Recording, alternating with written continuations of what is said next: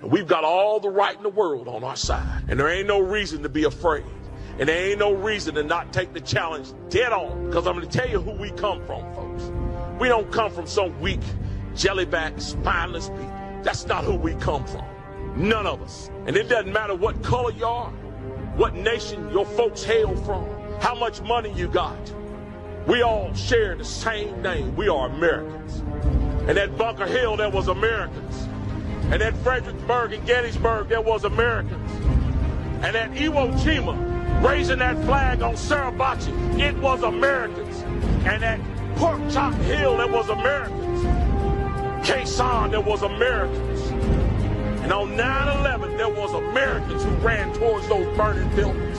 That is who you share your heritage with.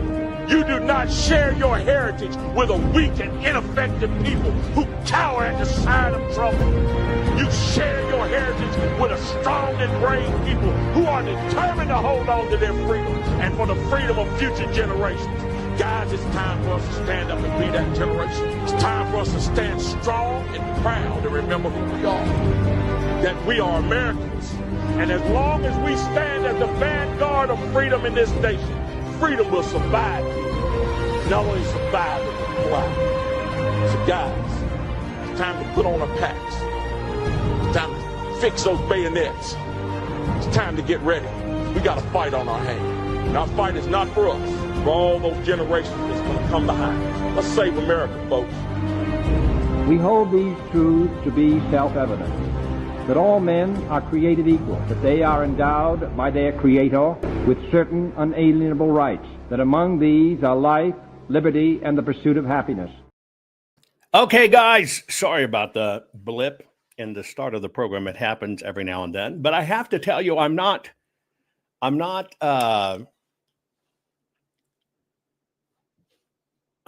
searching for the word. I'm not really excited about bringing you today's program, because this program and bringing it to you will cause me much pain,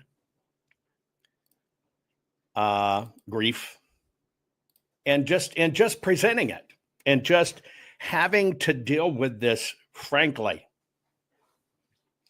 But then again, there's many times we have to face hard things head on. And that's why I say, God help us. What have we become? And I'm offering you a candid confession. This is me relieving a burden on me to just share with you and tell you the truth. And it brings me no pleasure. But sometimes you have to have these conversations for family and friends and people you love and the whole bit, and we have to do with it. In that depressing note, today's program is brought to you by CB Distillery. Get excited because it's 25% off. But you know, when your mood's just not right, you feel off, you feel like crap. Those nights you don't sleep, and I didn't sleep last night, tossing and turning about doing this program. And then the next day, like I am now, you're dragging, you're exhausted. Everything just feels harder. That's where I am. Thank God I actually have CBD from CB Distillery to make a real difference. But for many people, if it's not just sleep, it can be anything. Your body, stress, pain after exercise, mood and focus. CB Distillery has it all. They use the utmost highest quality clean ingredients. No fillers, just premium CBD. And imagine waking up rested, enjoying your day, without those nagging aches and pains. I used, the CBD last night, got through the night, but I think I stressed a little bit about bringing in this program. But it's for a win. It's not for a loss. It's for a win. And I want everybody to win with CB Distillery solutions. That's why 2 million people trust CB Distillery. Here's a Q code. You can just zap it. You guys know me. My go-to is the roll-on CBD. The bomb right there. That's it. This is life-saving. Ask people in chat. So if you're ready for better sleep, less stress, feeling good in your own skin again, try CBD Distillery. Right now, you can save 25% off your entire purchase. Yes, you can. And you got to take advantage of it, especially for that roll-on. CBD Distillery. Use the promo code Jovan, 25% off. Promo code Jovan. CBDistillery.com. Your promo code is Jovan, 25% off. Why would you waste it? Don't at all. And by the way, get to thinking about your funds, folks. Get to thinking about your bank accounts. This ties into today, things I show you, so you understand what all the crumble is over and people trying to do and the system trying to do to us. Please go to Jovan Loves Gold with my fine partners at Goldco. Now's the time to protect your money with gold and silver. Gold is at $3,840. I bet you didn't think that when I was telling you at $1,400 and $1,500 and stuff like that. Did you listen? Look, request your free gold and silver kit today. At least get your brain fed to where you know how to make a decision. That's JovanLovesGold.com. JovanLovesGold.com. By the way, right? You might get up to $10,000 in free silver for doing it. Number one, today's program is my candid confession to you. Okay? Period. This has to do with me when I look out across our great country. This has everything to do with me. Dealing with this mess, dealing with the election stuff, already got a thumbs down. Thank you very much. Awesome. Even my haters hate me so much they're here nonstop. Think about that. But I constantly take inventory. And today's one of those days that I think it's appropriate just to be very candid with you. I'm freaking fed up. I'm going to do my best not to cuss this, but I'm just fed up. And it's our own damn fault. Right? It's our own fault. And that's what we're going to talk about. I ask you to have an open mind. I'm going to do it as always. Very few people teach. I teach. I don't harp at. I don't read headlines. I don't throw you conspiracy crap. I just teach. You see it for yourself. You understand how and why it works. You should be able to see the proof. I treat you like the adult in the room. You make your own decision. Okay? That's where we are. And I'm going to share some stuff with you. And it's important. So I want you to share this program right now. It applies to everybody in your life, right? And it affects everybody that will see this broadcast. You got about 1 minute, 41 seconds. Let's get started. Warning. The following program has been rated Gilligaff and is intended for open-minded audiences. If the truth offends you, or if you are allergic to focused intensity, intellectual athleticism, or the occasional F-bomb or even irreverent humor, please switch off now. If your delicate sensibilities need to be worried about or addressed, might we recommend the Underwater Basket Weaving channel to you. Otherwise, sit back, enjoy the wisdom, insight, and wicked sense of humor. Cut the crap.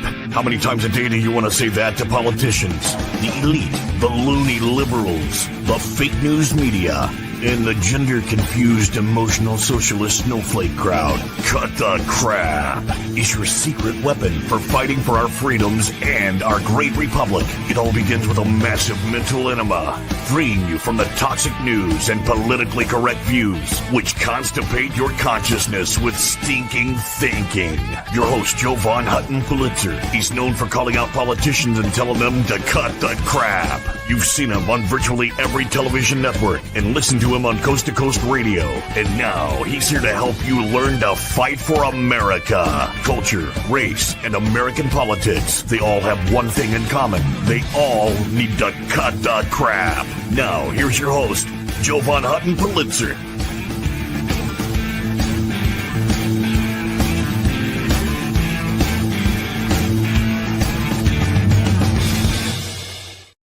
So you'll see me today battling with my glasses.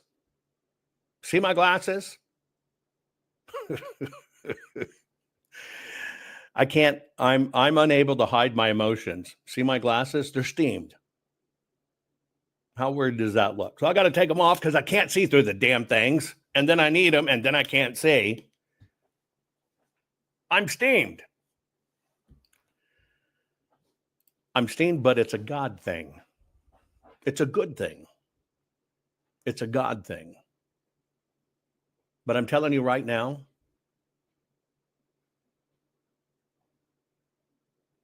God help us. God help us. That is a plea. That is a prayer. That is a petition. God help us. What have we become? What have we become? The very thing all of us gather together to try to have our freedoms and our liberties and everything else.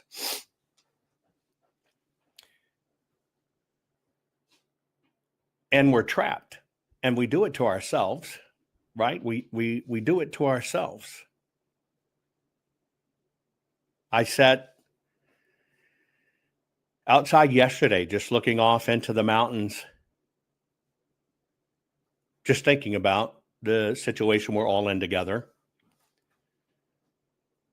Very candidly thinking about how do we move the needle? Now, every one of you are incredible patriots and have busted your ass. Things like to get the, Arizona audit done. That took you. You did that. People now know more than any time in history how our elections work or don't work, what the rules are, how the rat bastards get away with it. That's true moving the needle. But there are things that it doesn't seem like we're moving the needle on. And I look at it.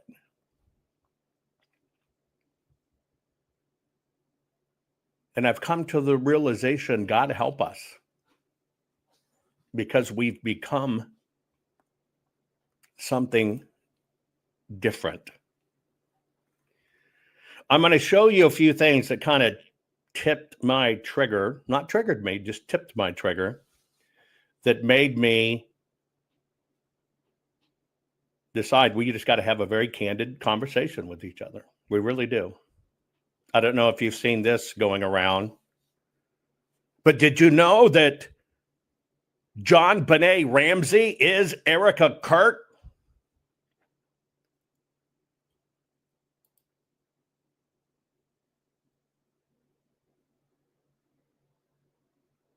Yeah, that's it. See, that's JonBenét Ramsey is Erica Kirk. Did you know that? It's a grand cover-up.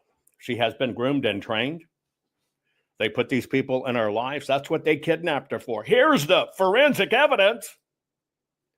Look at that. Look, if I twisted and manipulated. But yes, JonBenét Ramsey, we found her. Oh my God.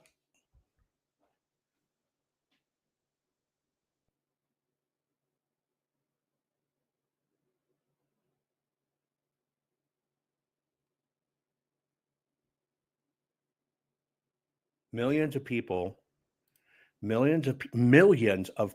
will share this crap, but won't even lift a finger to fight the real fight we have to fight in our elections. We are, as a country, addicted to bullshit. We're addicted to bullshit. Bullshit has become the goal of our lives. And we know we want out of this stuff. We know we want out of that stuff, right? And that's why I'm saying God help us, because we are, as a nation, addicted to bullshit. Our minds have become so flaccid, so jelly-like, and the system has Pavlov trained us to chase bullshit when we should be chasing God and the saving of our nation. We really should. One of the other things that's going on as I get into this, I'm going to give you the things that tripped my trigger on this, where I realized we've got to have this, and I'm fighting cussing, the F word. We got to have this discussion, guys, or United States of America is over.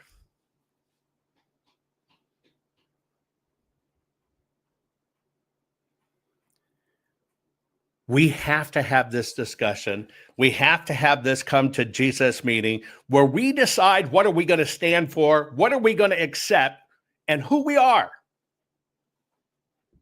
Or we're going to lose it.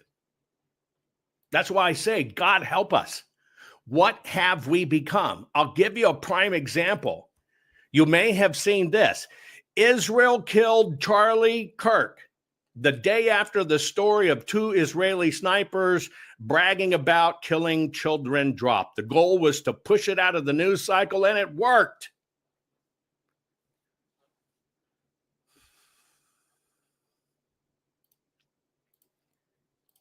And it's nonstop. We get stuff like this.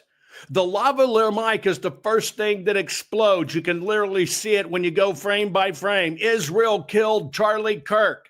Holy shit, Stu Peters.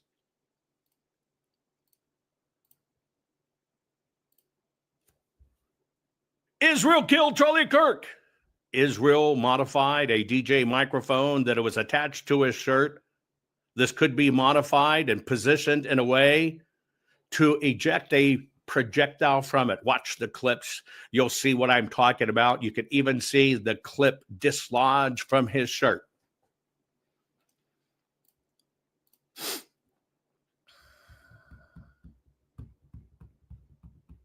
Oh, by the way, we all add to this, whether we think so or not. We add to it saying, well, we'll never know. We'll just never know who really killed them. No, we are in so much chaos and in so much turmoil, you don't even know how to identify the truth anymore because so much coming at you is crap. Yes, it was the attachment device. The audio, it blew up in his body, sent the magnet through his neck.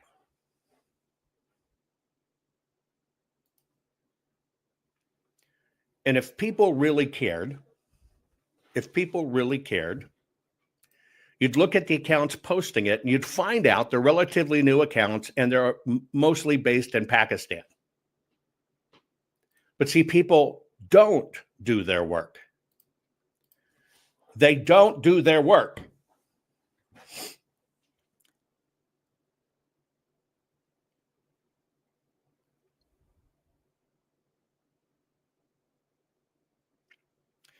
The world rallied around the assassination of Charlie Kirk, and it brought people back to God. That is what evil doesn't want. When Megyn Kelly sat down with Erica, there was 1 billion views. By the way, if you're tired of the clickbait, you'd leave the accounts. But see, all people say is, I'm tired of the clickbait, but you still follow the accounts. I'm going to show you the cost of that. At a time when people are coming back to God, where we should be. We're chasing squirrels, which is the plan of the system to get us from doing that. And you're watching idiots, total unqualified idiots, put this stuff out. Charlie Kirk was killed by his, not Israel now, his Israeli security team. The case might have been solved. Watch Stu Peters Network. I'm going to show you a piece of this. But first, I want to give you a little bit of background. You see this is basically a Rhodes mic. They're wireless now. You can wear it where you can either have the small part on the outside, which is the magnet, or the big part on the outside. It's interchangeable. It depends upon what you're wearing. And your wardrobe for the day dictates really where you wear it. There's no exact standard, right? But you see, it kind of looks like a pager. Well, if it looks like a pager, it must be a pager. If it looks like a duck and quacks like a duck, it must be a duck. Well, this is a wireless microphone. Okay?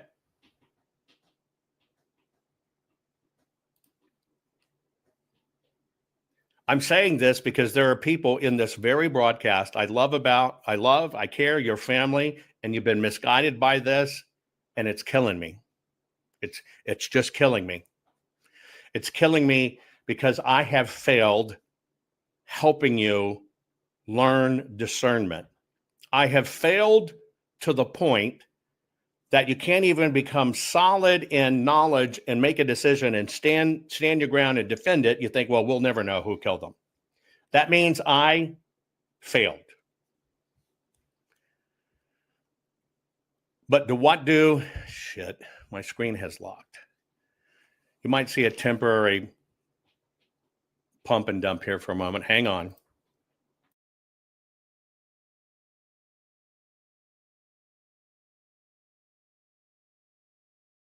I don't know what happens when that happens, but let me check and make sure I've got my good mic and everything. Let me know you still have me. You still have me on the screen? Let me know.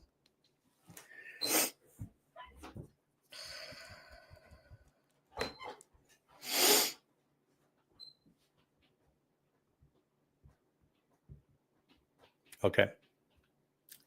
Let me get to my program. You can ask questions at the end. I'll be glad to do your questions at the end, but let me just kind of get through this because I need to show you a few things. Okay.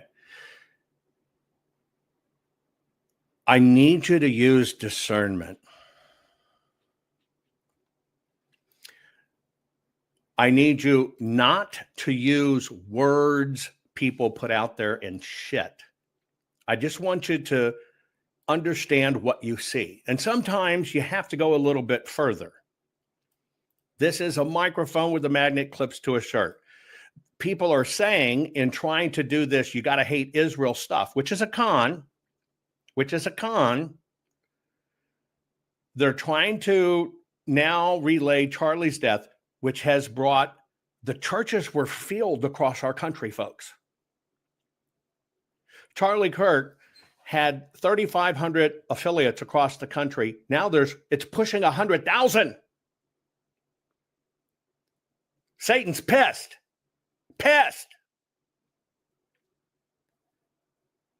Because it backfired. Do we got somebody in here talking about the shot and here it is and look at the trajectory? You know what? Shut the hell up. Maybe if you listened, instead of trying to pontificate what other people told you, if you listened, you would learn. Shut up with the comments. Lock down, shut the hell up, focus, learn something, and then come at me all you want. I'll give you the floor.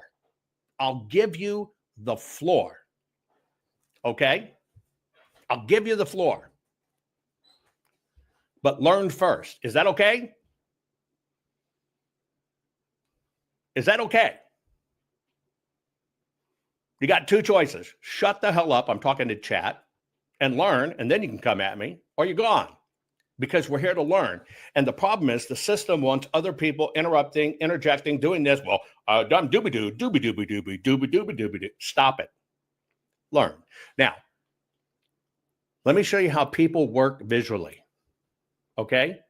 People work visually nonstop. Yes, this looks like the old pagers we used to have. It's got a microphone, right? It's got a jack where they can jack into the system if it has to go hardwire, etc.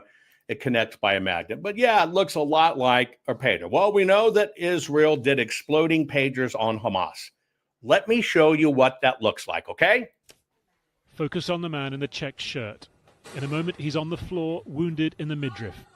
A pager in his bag or on his belt has exploded. CCTV from another shop shows a man check his pager before it too blows up at his side. Scenes like this playing out hundreds of times across Lebanon within the space of an hour. A targeted, coordinated, highly technical attack. These pagers exploded while people were on the road, going about their daily lives, basically, in supermarkets. So are you able to see that? Is everybody able to see that? It's very simple. I want you to look at what really did happen in history, because all psychological warfare is based in something real. They use it to get you to the next one. Is that okay?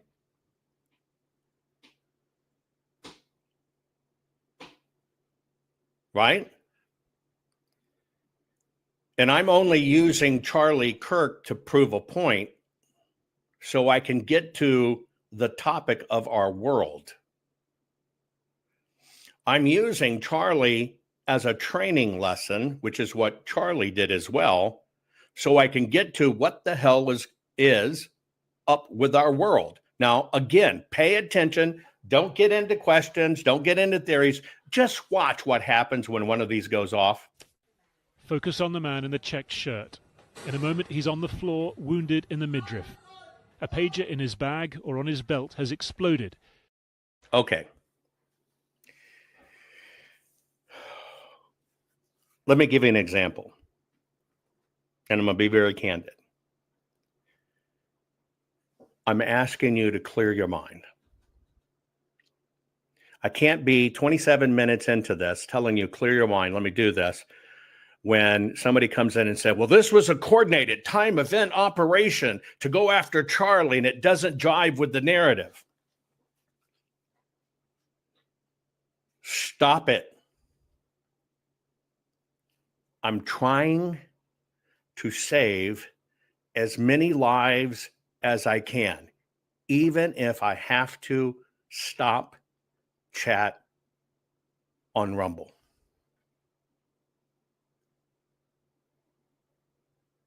I cannot stress to you how critical this is. I cannot stress to you how much you have got to stop, even if you've been part of the family here. Even if you've been part of the family here. Stop. Stop. Please. Please. For this one singular episode. Stop. I have pulled the fucking car over. We're trying to get this short little jaunt down to grandma's house. And guys, you got to knock this shit off in the back seat. Please. Please. I'm begging you. That's how critical about what I'm going to show you.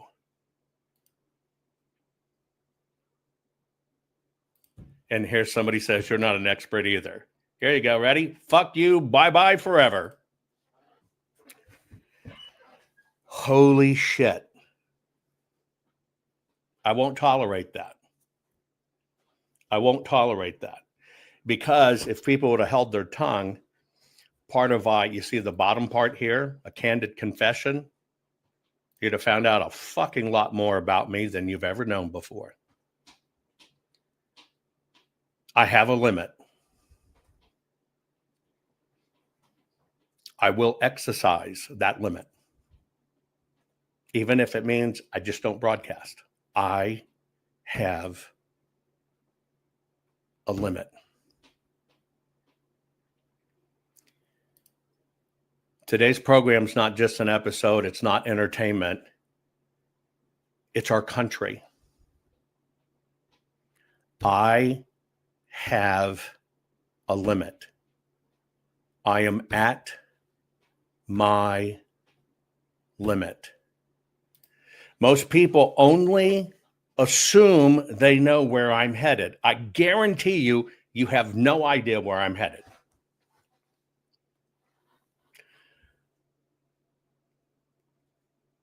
And that is why I'm asking you to have some grace. Everything, jokes, you name it, have some grace for this one thing. Have some grace for this one thing. It's so critical. And I don't know how else to say it. I thought I set it up well at the beginning of the program to tell you this is going to be me pouring my heart out to you,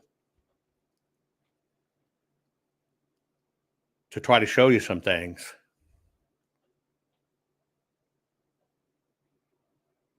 Because it's so important, because we're coming down to the wire. The title of this program, as I gain my composure, please, is God Help Us. What have we become? And I'm giving you a candid confession. I'm not in a huff. I'm in distress. I'm in distress. I'm in distress because the evil is so deep, so strong, so powerful, even when I consider myself a great teacher. I am being rendered ineffective, which means I'm failing. And I don't like to fail. Wampanoag, thank you very much. And you're right. We all have to talk. We have to talk. That's why I'm trying to just share something to maybe show you what's underneath with everybody. Because we're on this boat ride to hell and it's accelerating. And we have to initiate dialogue. That's both the good and the bad of chat. It's my program, but chat can go where it wants to go. There's a part of me in doing this that's totally helpless. I don't like feeling helpless. Same reason I don't get drunk. I don't like being out of control. I don't like feeling helpless. I don't know what to do. Because it is the truth that sets us all free. But the needle's warped. The needle's warped. I can't even get through the setup to get you right to what the lesson really is. But you have to have these connective pieces to do it. Now, what we were talking about, right, is this fucking pager. It's not a pager. It's a microphone. And I showed you, watch, here's what it really looks like. Here's what it is. Here's how those pagers, when they were deployed to take out terrorists in a brilliant stroke of genius, here's how they work. Just watch. This is important to this discussion. Focus on the man in the checked shirt. In a moment, he's on the floor, wounded in the midriff. A pager in his bag or on his belt has exploded. CCTV from another shop shows a man check his pager before it too blows up at his side. Scenes like this playing out hundreds of times across Lebanon within the space of an hour. A targeted, coordinated, highly technical attack. These pagers exploded while people were on the road, going about their daily lives, basically, in supermarkets and hospitals, driving their cars, getting their kids from school. So it's a huge blow. Hezbollah had reportedly switched communications from cell phones to pagers to bypass Israeli infiltration attempts. The Reuters news agency, citing security sources, reported the targeted pagers had been supplied just in the last 3 months. Okay. Not even going to ask you. Doesn't matter what shape any of this was. It was not cylindrical. They do not make the Rhodes microphone cylindrical. Cool. That's not what they do. But I guess I'm never going to get this out as everybody keeps on offering flavors. What did you notice in those videos when it happened, which is the topic I'm talking about? And it was a very smart, brilliant move to protect the country. But did you notice it blew massive holes in people? It blew off arms, it blew off legs, it blew out their guts. But there was also fire and powder burns, and that's an effect. That's an effect of the explosive required. Okay? Now,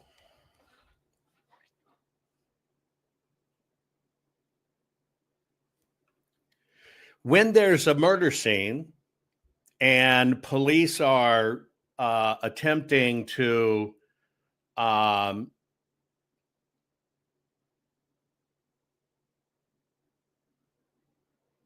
when police are attempting to ascertain who's the shooter, what is the forensic test to find the shooter? What is the forensic test to find the shooter? They look for powder burns. Whether it's a bullet, whether it's a bomb, whether it's C4, any plastiques, there's always a powder burn. Plastics just have them jammed in it. God bless you, Coffee Gal. Thank you. God bless you. God bless you. There is always powder burn. Okay? Powder burn. They're looking for residue. Now, are you with me so far? That's the only thing I want to talk about right now for a moment. Are you with me so far? Residue, powder burn. Now, what would be the hardest color fabric in the world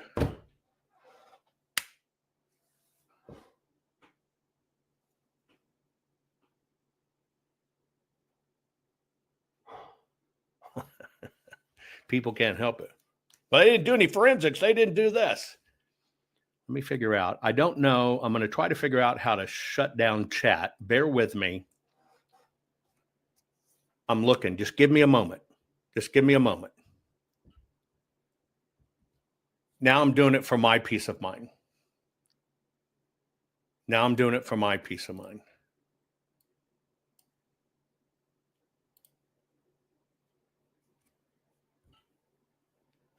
I'm going to have somebody else focus on it. We'll get it shut off.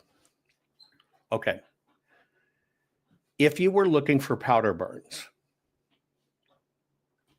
you have to understand in my studio, I can't ignore chat. And the part of the shit of being me is I see everything. Right? And now people are leaving. I'm out. Wow. Think about that. I'm trying to get you to a very important understanding of what really happened.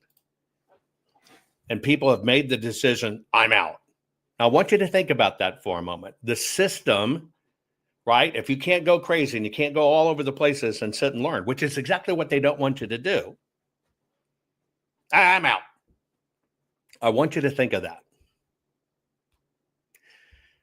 The number one, the worst cloth in the world to try to identify powder burns on is going to be a black cloth. The easiest one to identify powder burns and stuff on, right, is going to be white. Can we at least agree with that? Can we at least agree white is going to be the easiest thing to see the powder burn on? And I'm taking you through all these questions. I'm helping you. Stuff that I find people not doing for themselves. And when you find out what's really going on, when you have the stick-to-itiveness, just to fucking stick to it and learn, your jaw's going to drop, I promise you, if you'll stick to it and learn. But if you will chase squirrels, you're lost, you're gone. And if too many of you chase squirrels, we're fucking dead. Period. Period. And people that question askers are being vilified. No, I'm not. I'm asking you to pause. The same thing you would ask a toddler barraging you with questions when you're trying to get them to, here you go, just do this. Let's just tie your shoe. Well, what about that bird? Just tie your shoe. Well, I saw a gun there the other day. See my toast? I made a dinosaur. Just stop. Just stop. Your life depends on it. And you're an adult and you can't, and you get offended. Think about that. See, that's what the system wants and needs. We can no more stop and focus and learn. We can't.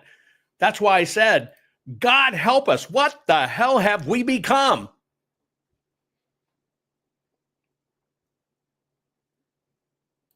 Now you understand the God help us. What have we become? Chat is the reflection of what they did to us. So you do understand powder burns are easily revealed on white. So if somebody tried to assassinate somebody through a pillow, they have the powder burns. Do you understand that? Great, you understand that, okay? It's amazing how many people just can't leave their fingers silent for a moment. Okay, now, I'm going to show you something. It's disgusting. It's sinful. And it is a prime example of why we are not going to be able to save our country if we don't recognize this for what it is. Watch. I apologize up front. Charlie Kirk, and Charlie Kirk's assassin is caught on tape. Blake Bednar has brought us this video. We'll break it down. Take a look at this. Here it is from the wide angle. Watch Charlie Kirk's right side of his t-shirt. Watch the lavalier lapel mic. Do you see it explode? Let's bring it in just a little bit closer. Watch this. Put it in a freeze frame. That is the explosion from Charlie Kirk's lavalier lapel mic. Want to see it again? Bring it in closer. Remember when we told you that that was absolutely an exit wound? Yeah, it is. Check the trajectory of the round that was deployed from that lavalier lapel mic. That went directly from Charlie Kirk's lapel. That went directly from underneath Charlie Kirk's white t-shirt up through his neck and created the exit wound that we told you was an exit wound immediately when we saw that exit wound. First we had exploding pagers, now we have exploding mics. Do you remember the vector analysis from John Bray?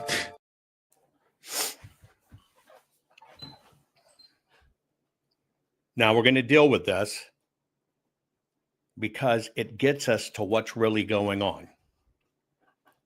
We're going to deal with this because what it does is it gets us to where we have to get to understand what this war is about and why we're in such desperate trouble. Okay? Now, you probably noticed in all that horrible video that people have watched like a train wreck, no powder burns, no explosion. And many of you are buying into, they made the pager shoot a bullet. Last time I checked, that's up to 7 million views. Which is why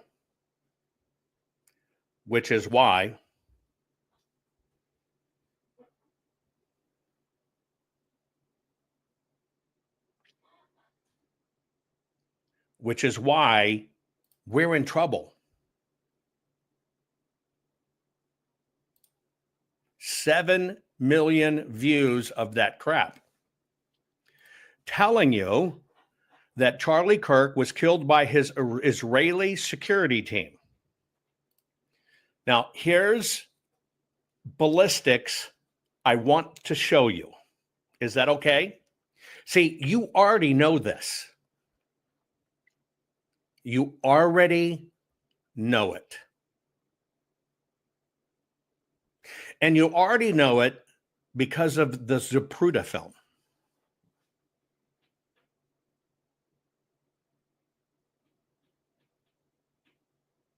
You already know it. And you can go back and watch the Zapruder film over and over and over and over and over and over and over and over and over and over and over and over. Right? Okay, Dobie, I want you to come on the program. The program's now yours, folks. I want you to welcome Dobie to the program because the object of today's program is the cylindrical shape. So, Dobie, I sent you a link. Come on. Dobie, join us. Dobie, D-O-B-B-I-E, D-O-56. Join us. The program is now yours. We're going to discuss the cylindrical shape. Okay? Dobie, I'm going to give you the platform. Here you go. Come on. Join us. We're going to discuss the cylindrical shape. We're not going to discuss why we're going to get killed here, but we're going to discuss the cylindrical shape. Now, you have to turn on your mic. You have to turn on your video. Please, everybody else, don't engage with it. Don't need your comments. Don't need your humor. Don't need whatever.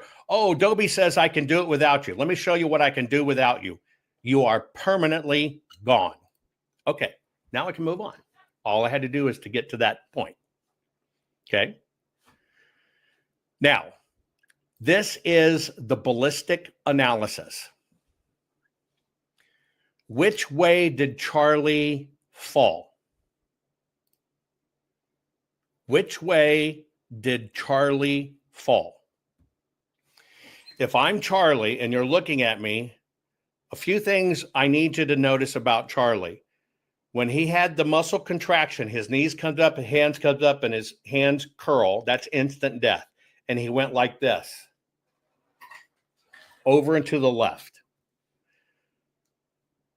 Over and to the left. You got it? He went over and to the left. He was instantly dead. Okay? Now, in telemetry, what you understand that happens, and this is just a kind of a way you can look at it, you have impact. He went back, slumped to the left. Back, slumped to the left. Back, slumped to the left. The reason he went back, slumped to the left is because, okay, the shooter was from above and forward. Period. It's physics. Now I'm going to share with you what this means. You can look it up on your own. I'm going to get off this so I can just go. But the impact of the bullet carries with it certain characteristics, okay? And you have to understand a few things: ballistic force, hydraulic shot, and what's called neuromuscular response. The first push comes from the bullet, which releases a kinetic energy. That kinetic energy never changes once it hits. And the moment it hits head or upper torso, right, it basically results in instant loss of muscle tone. The body goes limp. That is called the hydraulic shock. Now, what happens in physics is the body must respond on a neuromuscular response, right? They can stiffen if it's instant, right? But what happens if it extends is what you have is called the jet effect.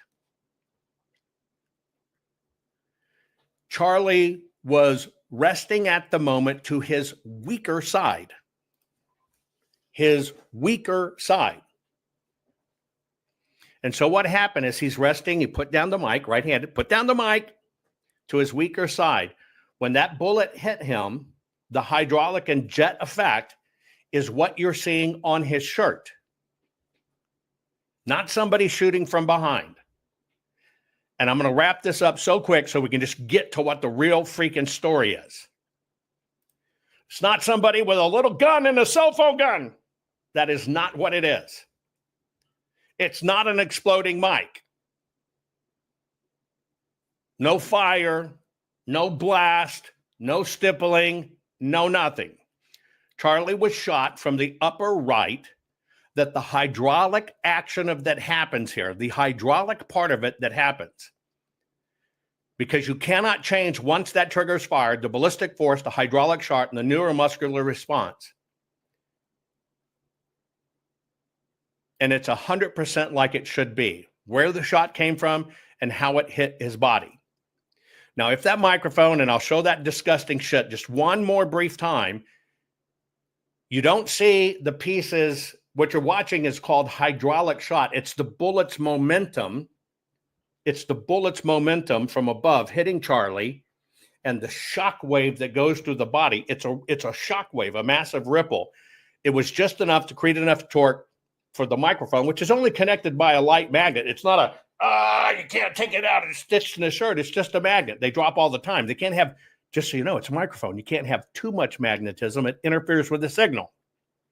So it's light enough just to hold the case, but not to interfere with the frequency.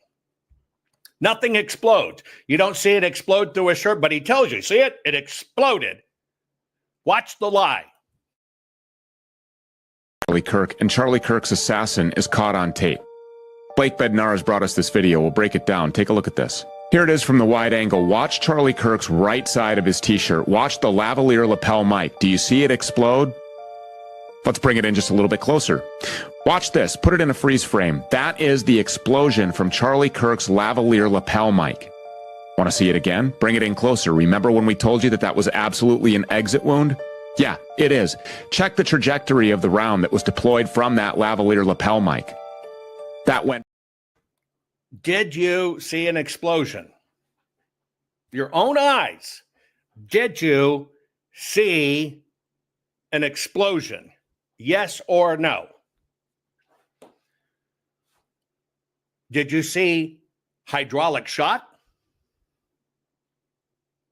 Yes, you can see the ballistics, the hydraulic shot that goes through the body. It rumples everything, knock glasses off. It'll do all kinds of things. I watched a guy get hit head on by a car on his motorcycle. Killed him instantly. I was on an expedition. The guy had been behind me for miles and miles and miles. He went on ahead. As I come up onto a curve, instantly been a wreck. Right? He's sitting on his motorcycle. Hit head on. I get to the scene. He's dead instantly. The kid in the car had been on his pager, hit and killed this guy. Luckily, he didn't have children in the back seat. There were car seats, but didn't have it. I go to the guy. I know he's dead. I'm going to get a blanket and cover him. You know what was exposed? Other than his helmet had cracked, the fear on his face. His eyes were wide open, fear on his face. Do you want to know what the impact did?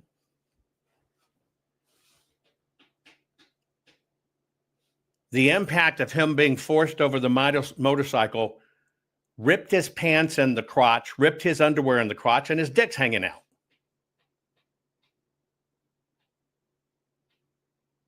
Now, people can make up all kinds of stories on that. But what that was hydraulic impact. And that's how violent it is. It ripped his blue jeans off and his underwear. And that's just from a head-on crash. There was no blood. That's how you tell somebody's killed instantly, right? Except if it's an artery. That's different. Nothing. That's impact. That's impact. If you're going to come on and talk about ricochet bullets, it's got to be a ricochet or whatever. You're gone. I'm just telling you, you're gone. That's not what we're discussing today. Okay? So in this one impact, I covered them up, helped police, directed traffic, the whole bit. That's what happens with the hydraulic afterwave shock of impact. Right? I've been blown out of my boots before in an explosion. My boots, not my tenny runners, not my sandals, not my moccasins. My boots stayed where I was. And that was just the shock wave of an explosion.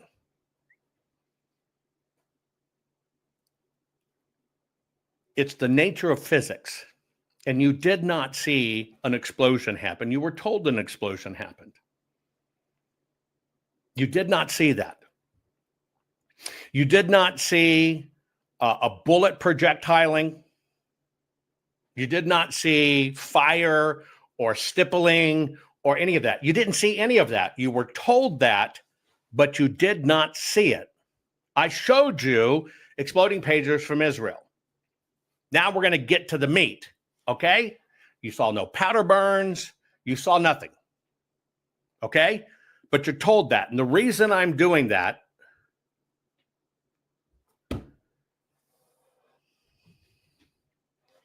your lying retard helicopter, if there were no bloods on the people's hands carrying Charlie. I've watched every bit of footage behind the scene as they're carrying his car. Their hands are covered in blood, and you can follow the blood trail on the ground. You're just repeating shit other people said. And you're saying, well, what caused that? What caused his shirt to puff up? Are you not fucking paying attention? I just told you what caused his shirt to puff up. See why we can't get anywhere? I can tell you. That's called ballistic force and hydraulic shock. And somebody says, well, I saw a shirt to puff up. I spend 10 minutes explaining ballistic force and hydraulic shock. And somebody said, but what caused his shirt to puff up? Oh, man. I'm going to mute you, helicopter guy, just for a minute. You can watch the videos behind the scene. There's blood dripping everywhere, but it's okay. It's okay. The topic we're having is, what is this play really about? That's the topic that's on. What is this play? I'm going to show you, Charlie, one more time, very briefly, so I can get past this stuff. Do you see an explosion? An explosion for an exploding mic that somehow also shot a bullet. By the way, Israel did exploding pagers, which I showed you. Now, how did they manage it to explode it where the explosion only goes this way? It doesn't explode everything around it, but it will shoot a bullet. Come on. Charlie Kirk, and Charlie Kirk's assassin is caught on tape. Blake Bednar has brought us this video. We'll break it down. Take a look at this. Here it is from the wide angle. Watch Charlie Kirk's right side of his t-shirt. Watch the lavalier lapel mic. Do you see it explode? Let's bring it in just a little bit closer. Watch this. Put it in a freeze frame. That is the explosion from Charlie Kirk's lavalier lapel mic. Want to see it again? Bring it in closer. Remember when we told you that that was absolutely an exit wound? Yeah, it is. Check the trajectory of the round that was deployed from that lavalier lapel mic. That went directly from Charlie Kirk's lapel. That went direct. Okay. You didn't see explosion, and what you saw in that was the hydraulic shock. Okay? Let's just stop talking about the mic because nobody can stop. Let's just stop talking about the mic. Now, there's a reason I show you this. I chose something very controversial, 7 million views. And I know it's controversial because you can't stop talking about it. You can't stop that. Well, maybe the ballistic was here. Well, maybe he had this. Well, maybe it was this. That's my whole point. That's my whole point. And everybody bitching in chat, knock it off, but mute. And if you don't have the strength to do it, I'll help you out for this broadcast. Okay? There was no explosion. Now, the reason I play that Stuart Peters video for you is because 7 million people have now gone off on this dialogue. 7 million people. Stop arguing in chat. 7 million people. 7 million people have watched that video, and it has now taken on a life of your own. And you're taking it from this guy.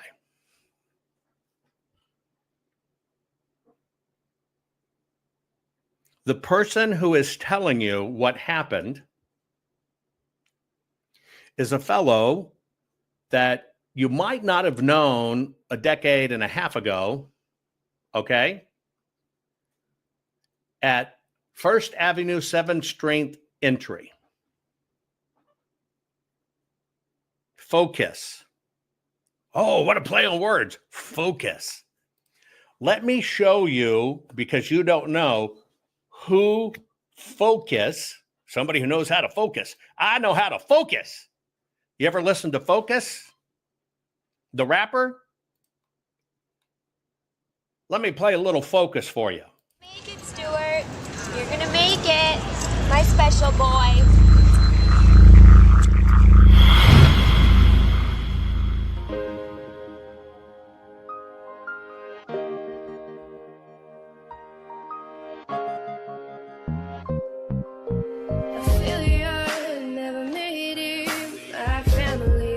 Devastated, a lifetime just wasted. Bitterness has been tasted because I never made it. My family devastated, a lifetime just wasted because I never made it. No regrets, right? It's just something people say to be nice, specifically the ones you dial when you're faded at night. Drunk talk like, come and see me, man, I'll pay for your flight.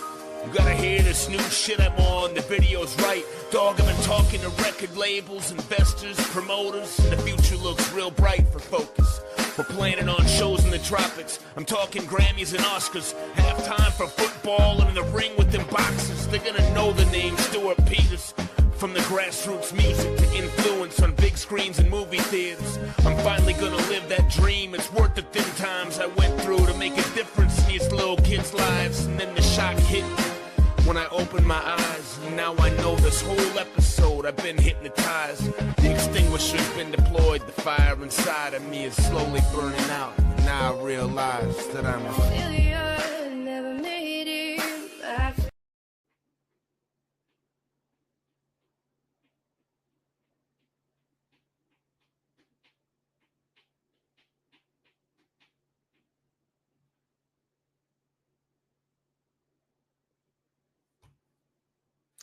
Let me ask you a question. Did I say if you're a failed rapper, you don't know what you're talking about? He doesn't know what he's talking about. Did I say if he's a failed rapper, therefore he does not know what he's talking about? I just got a question for you. Did I utter those words? If he's a failed rapper, he does not know what he's talking about. I just want you to put in chat if I said that.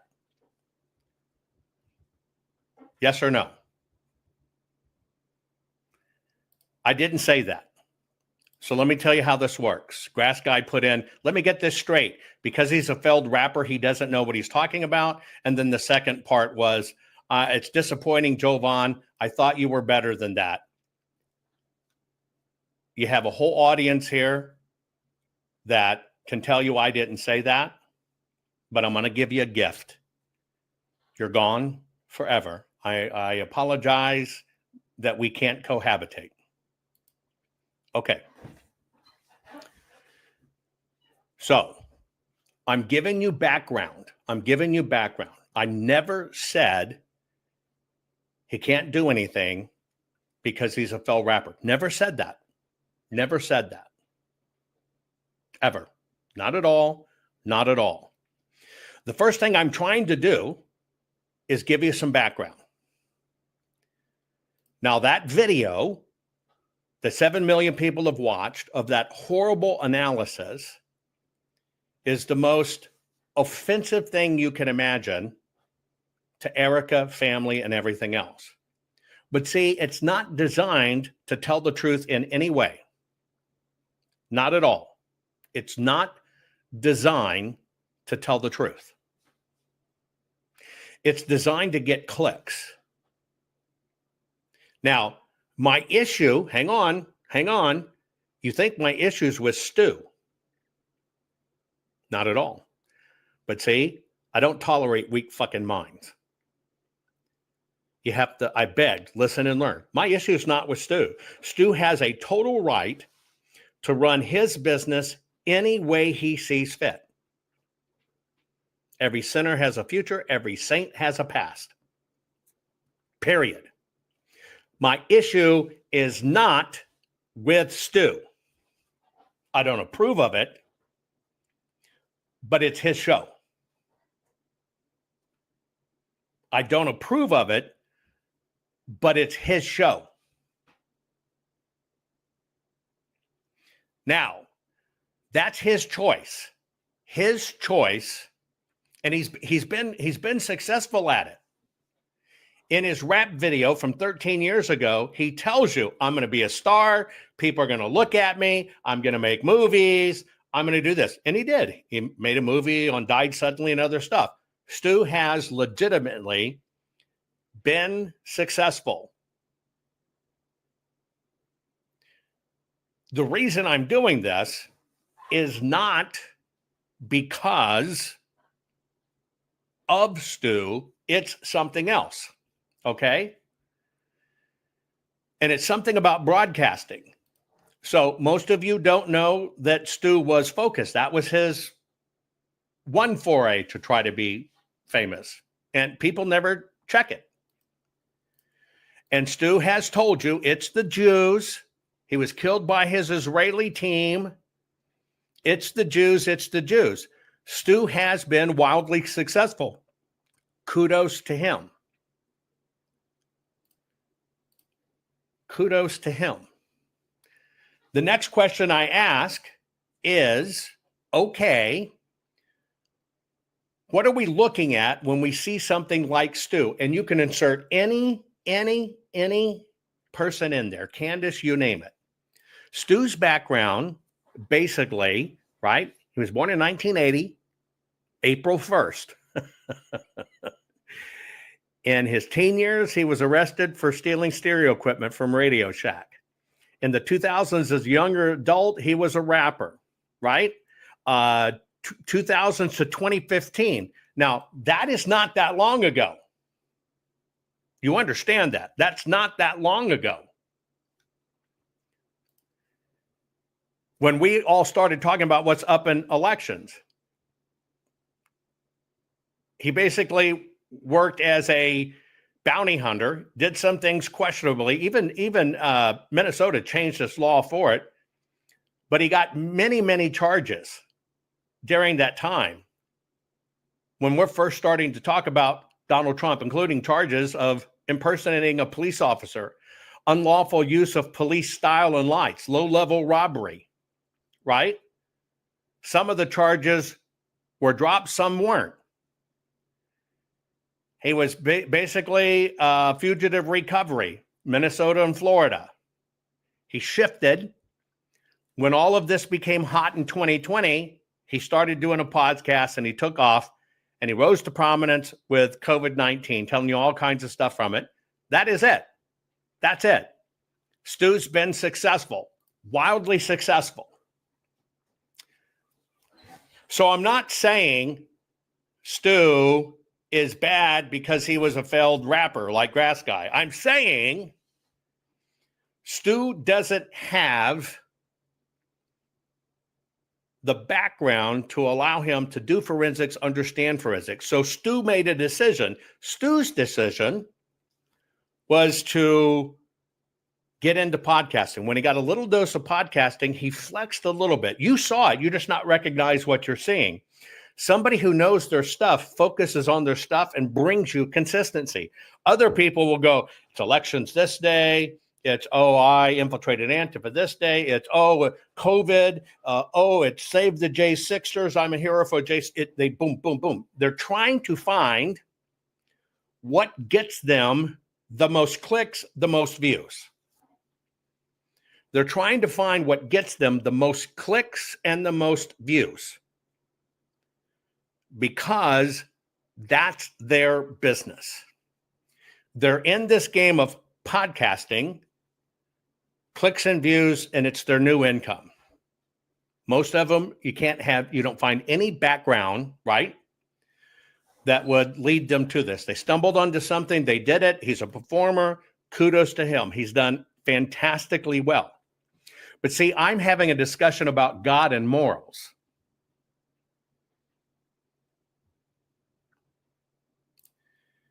And if you don't have strong morals, the system will corrupt you with money. They'll even pay you money to spread shit.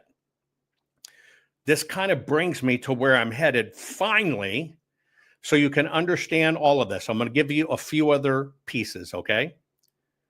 And then I'm going to give you the hardcore facts you can investigate for yourself. First off, let's hear from Bibi on what Stu was spreading and other people. Israel killed Charlie Kirk. Joseph Goebbels, the Nazi propaganda minister, said that the bigger the lie, the faster it will spread. Well, somebody has fabricated a monstrous big lie that Israel had something to do with Charlie Kirk's horrific murder. This is insane. It is false. It is outrageous.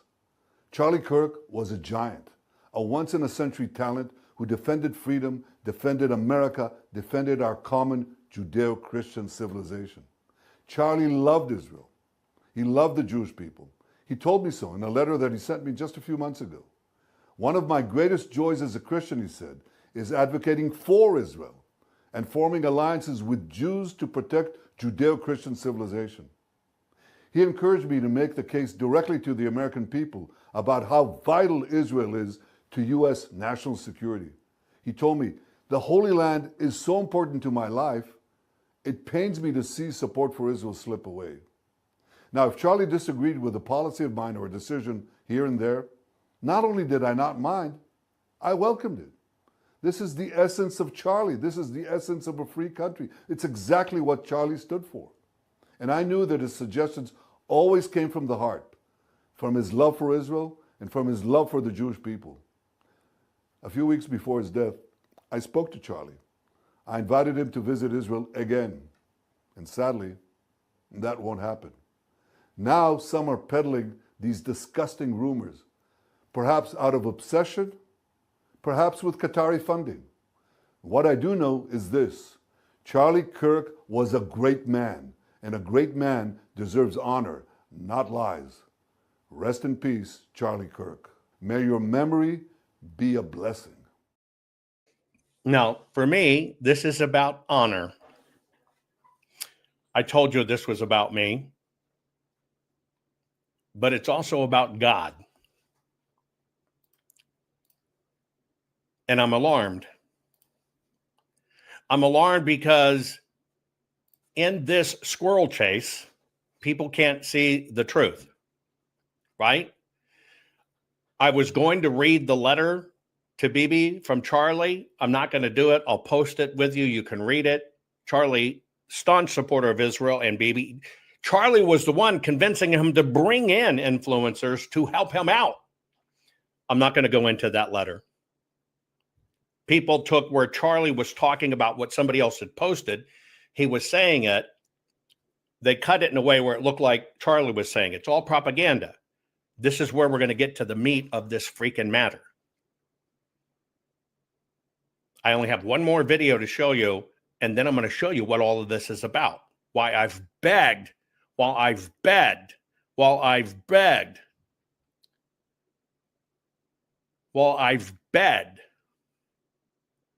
everybody to focus. By the way, when the grass is burned, I don't care about the grass. Don't comment about the grass anymore. Don't waste anybody else's time in chat. Thank you. I love you, but don't do it. So we're going to focus. You got it? We're going to focus. I will give you that 8-page letter from Charlie. You can read it for yourself. But this was about the thing that Israel killed Charlie. Right? Here's what we are. And I'm telling you, God help us. This show has been a prime example of how people can't focus. This has been a prime example that we're all fucking chasing squirrels. A prime example, we can't focus, we can't learn, and they've got us running 1,000 fucking directions. And I'm going to show you why. And then you will understand my plea. God help us. Here is where Israel killed Charlie Kirk. Now, even Candace, big followers, she was trying to lead you to believe Charlie was against Israel. It was all a con. All this stuff is a fucking con. And you can read the letter. We'll post it. But I want to show you where Charlie Kirk was assassinated by Israel came from. Some of these passages is never enough for you. You see, it doesn't matter how critical journalists are about Israel. It will never be enough for you because you want the right. You want the right to suggest that Charlie Kirk was the subject of a hit job by Israel. You want the world to think that. That's why you said what you said, and that's why when I asked you, you went, Netanyahu says it wasn't him. By the way, I'm not even the only one. People are actually. Here's the thing: if you continue lying to your people, right? I'll tell you what. Let's call me a conspiracy theorist, right? Yeah. Call me someone who is illogical. Call me whatever you want. If your government continues to lie to you consistently, this is where conspiracy theorists thrive. If you're not transparent, why do you want to be one of them? If you want to cover up, no. I'm not saying I'm one. Why? Why float a mad conspiracy theory about Israel? Because it's the internet, and I'm a comedian. Okay, but it's not that funny, though, is it? Actually, a lot of people thought it was very funny. You have millions, I'm sure we did, but millions of people follow you, and you want them to think that Israel was behind the murder of Charlie Kirk. And you call me an ill-informed, irresponsible journalist. Yeah, because I'm not a journalist. I'm a comedian. Remember, I'm a clown. I don't think you're a clown. That's what I do. Oh, I'm a clown. Actually, I'm a comedian. Comedians are actually overpaid. But I think you're somebody who is so blindly hateful of all things Israel that you'll even promote a conspiracy. There is the start of that story. One little seed gets planted, gets amplified, and everybody runs with it. Now we're going to get to the why, right? The why. I've shown you where it came from. That's empirical source number one for that claim. I'm not going to read you Charlie's letter. You can read it on your own, do your own research, see it. He loved Israel, was working with Israel, trying to help Israel fight this stuff about Gaza, Palestinian, Hamas, and all this other crap that's going on college campuses. But right now, we've got this epidemic in America, conservative podcasters, people that swear I infiltrated Antifa, got people sued for billions. Now they're Jew haters. It's the Jews. It's all manipulation. It's all grand manipulation. But I want you to understand why I say, God help us. Because you might not understand what's up. Okay. Can you agree that Charlie Kirk, right? That Charlie Kirk and his assassination made people come back to their faith? Can we agree on that one principle?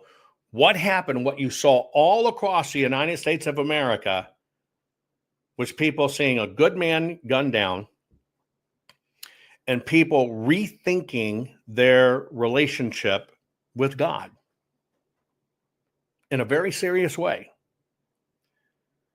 You saw it in his memorial. You saw it everywhere. People, right, all over the place. Churches reported attendance through the roof. Now, what you need to understand is that's the antithesis of what's been happening for 8 years. Now, here's what I mean. For the last 8 years, it will actually spend about 10 years. For the last 10 years, across the world, people, quote unquote, being Christians, has been dropping, and it dropped past the 25% tile mark. Means 4 people that a decade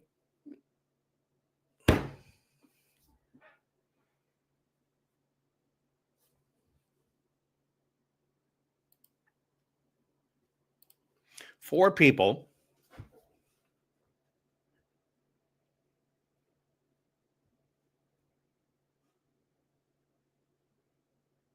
out of 4 people over the last decade, one of the 4 cleaved away from Christianity. So Christianity is on a rapid decline. Next, one of the other effects is you've seen a rash of churches being burned and attacked. Now, all of this is a cause and effect of, and I just want you to focus on, because this is the pivotal moment, right? This is the pivotal moment. It's just a pause. It's just a 4-minute pause. That's all it is. Just a pivotal moment to pause.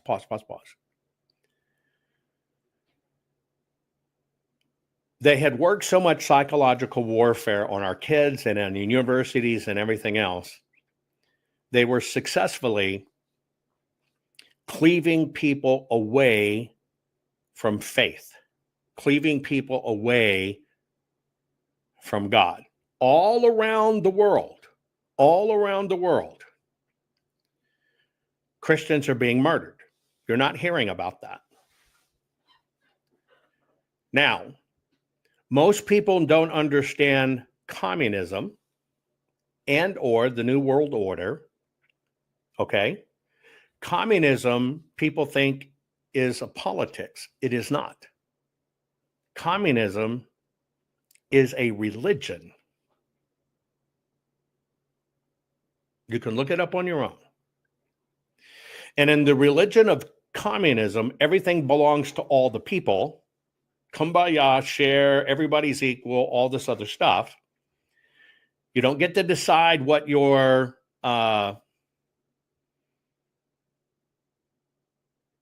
career is going to be or whatever. It's all to benefit, quote unquote, the state, the nation. That's communism. Communism has always failed. It highlights some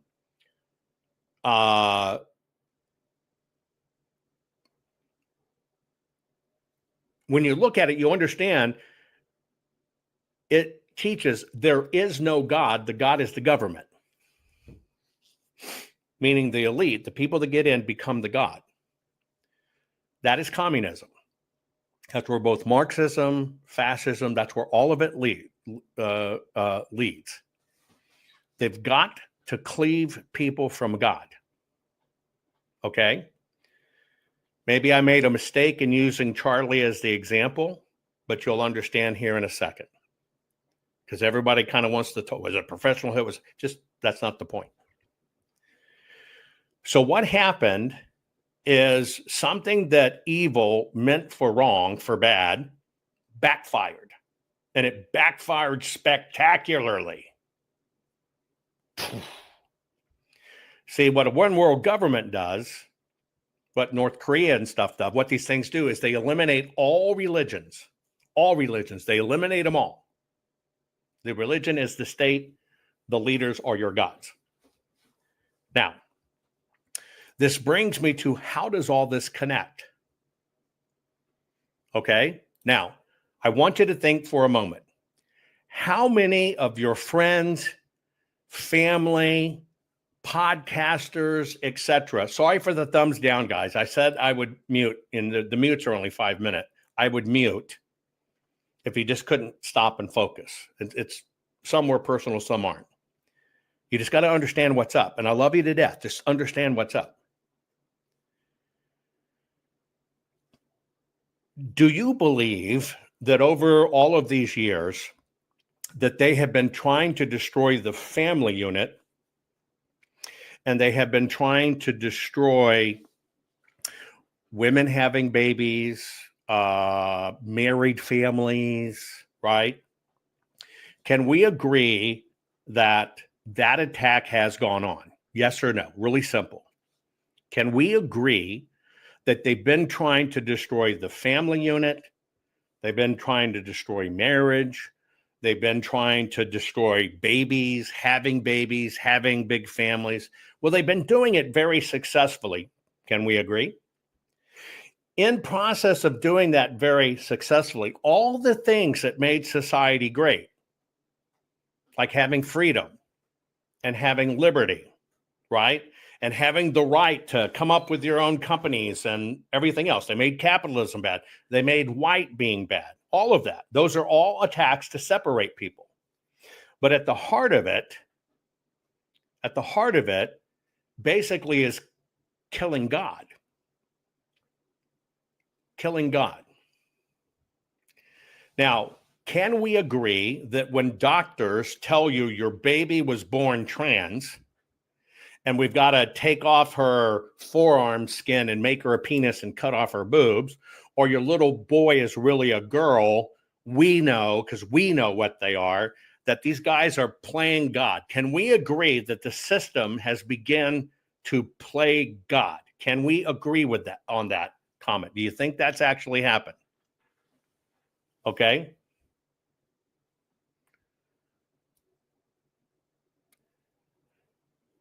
So part of what's going on is the cleaving from God. Now, you've watched this happen. It's happened in Europe. Europe is almost totally gone from God.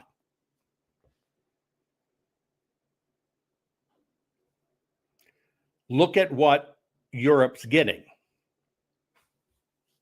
You get arrested in Europe if you even silently pray on the street, or you tell somebody God has to save you, whatever, or if you're in an abortion clinic, if you're even standing outside an abortion clinic, and if you say a prayer, even if you say it silently, that you're praying for that baby's soul or praying for that mom not to do that, you go to prison. They've killed it. Now that's coming here. Now I've told you the plan has always been chaos. The plan has always been chaos, because what's going on now is if you're a Christian, you're the bad guy. If you believe in God, you're the bad guy. Okay? Sharia law has been taking over in Europe, and it's coming to the United States, but it's all a cleaving from God. Now, why do I say God help us? Because they will say, if you're a Christian, you're bad, but Sharia law, well, you're a Muslim, that's good. That is all called color revolution. It's all a swap. It's a swap to divide and conquer. Now, let me remind you of something. Here's the question. Was the American legal system, we're just going to talk about our laws first, which is my whole point. Pay attention. Was the American legal system founded on English common law, or was it founded on Hebrew Jewish law? Which one? Now, this is the American legal system I'm talking about right now. Were we founded on English common law or etc.? Founded. I'm not talking about some elements that were we founded on common. We have some common law, but what were we founded on? Common law or Hebrew law, Jewish law? We were founded on Hebrew Jewish law. And most people can't even answer that. Everybody thinks it's English common law. That is not correct. That is so far from the actual truth because they've started not to teach it. Basically, what it's called is called Mosaic Foundations. If you had to describe the Bible, the Word, if you had to describe the Bible, the Word, what is the Bible? The Bible is inherently two things. What are the two things the Bible is? Put it in chat. Now you can chat away. The Bible is two things. What is it? And I'm not looking for God's word or whatever. There's two parts of the Bible. What are the two parts of the Bible?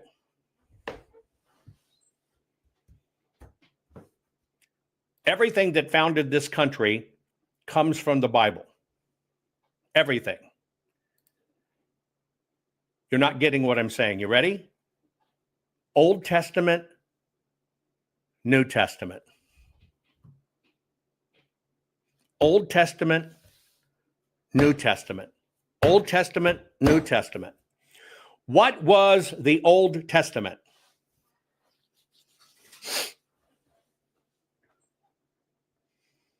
Thank you, holdover soul. You're the only one that actually got it and put it in there. Inherently, the Bible is the Old Testament and the New Testament. That's it. It's old and new. Now, what is the Old Testament? Where does it come from?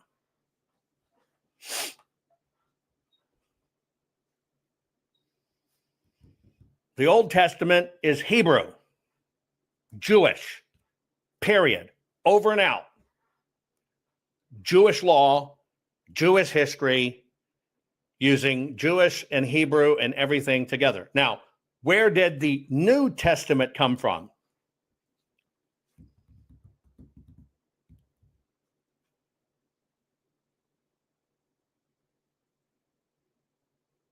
Where did the New Testament come from?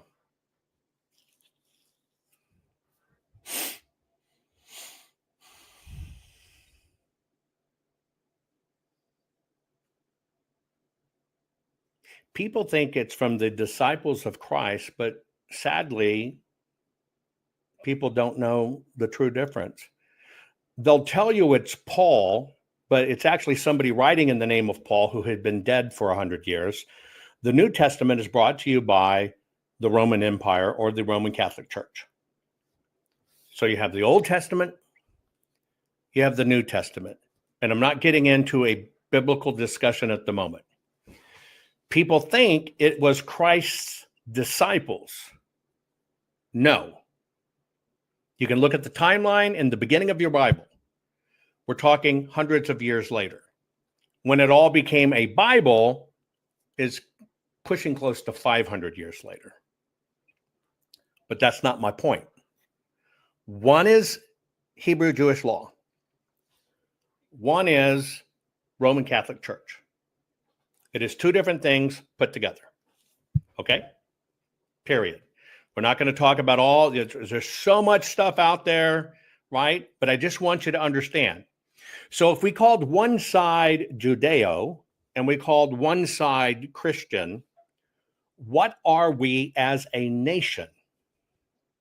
What type of nation are we? You've heard this before, you know the answer. If one side is Judeo and one side is Christian, both have equal books, right? 66 books, 33 and 3. Put them together. We are a Judeo-Christian country. Can you agree that we are a Judeo-Christian country? Yes or no? Okay. So what do we get from the Judeo part that helped form our country? Well, the first thing we get is we get the 10 Commandments, which you have to understand are so freaking perfect. Jewish law was thousands of laws. But when it came down to the 10 Commandments, when Moses asked God, burning bush, who are you? And he says, I am, I am. There it is emblazoned right there on my arm, folks. Because when you write the name of God on even a document, you can't throw it away. That's why it's on my body, not to throw away the gifts I've been given. So the basis of the laws for our nation, the fundamental laws, come first from the 10 Commandments. It is called the Mosaic Foundation. And it is the moral backbone of Western civilizations. They're reinforced with dialogue, they're reinforced with natural laws, but I'm talking about the basis of it. It is what forms, it is the one thing that forms Western civilization.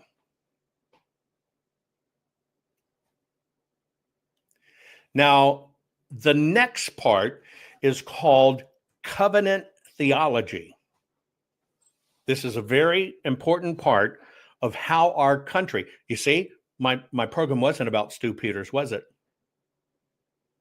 My program wasn't about Charlie Kirk, was it? You'll understand in a minute why I'm sharing this with you, okay? But the second part of that's called covenant theology. This Hebraic issue is inherently fundamental to who we are as Americans. Now you understand why they take 10 Commandments out of school. In covenant theology, which the Puritans, by the way, founding our country, leaving prosecution. And why were they persecuted? Why were the Puritans persecuted? Because they said, we have a direct covenant with God.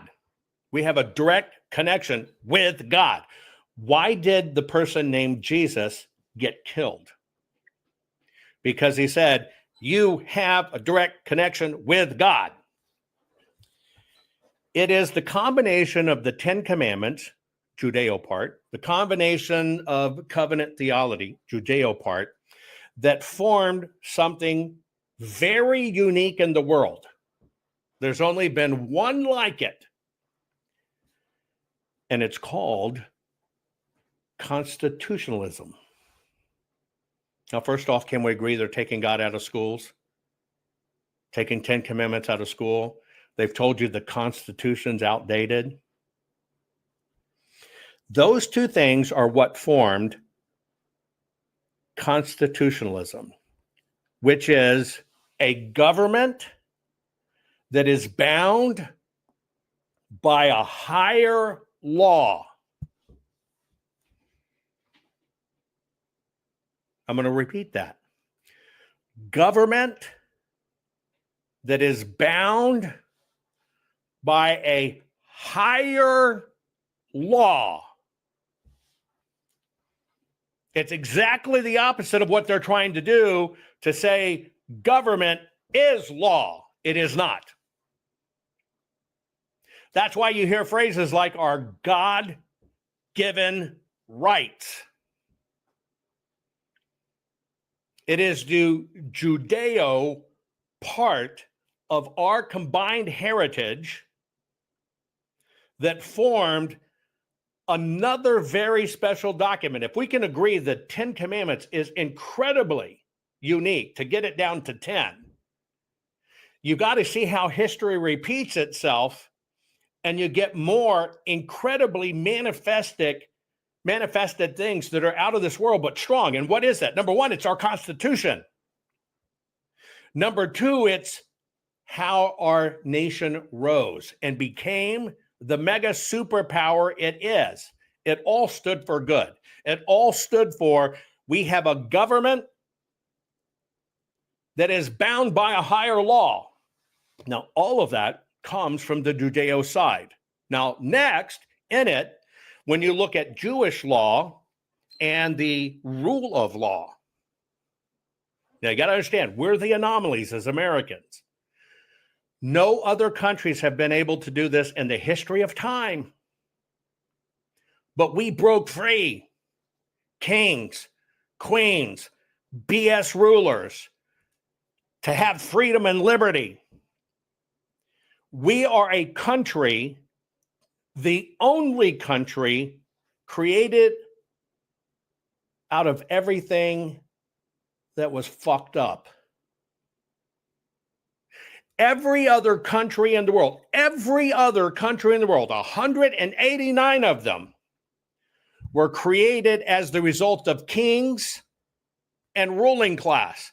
We are the only country in the world formed out of a government based on God's law, the 10 Commandments, and that the government is bound by a higher law.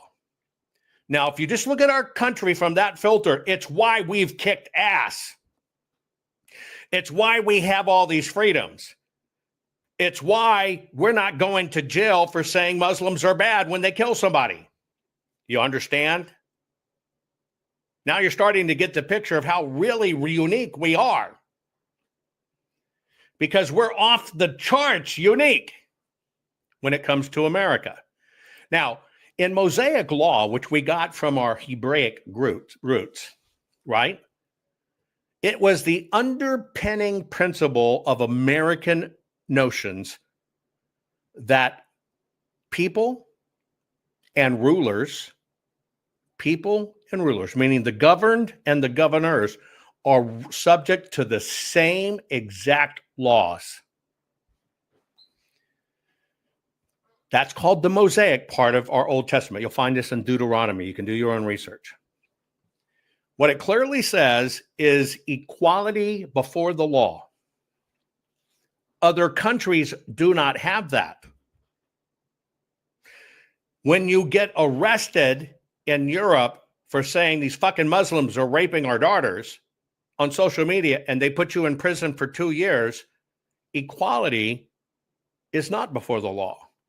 So now you have to see how all of this is coming together. I'm giving you, so hang on.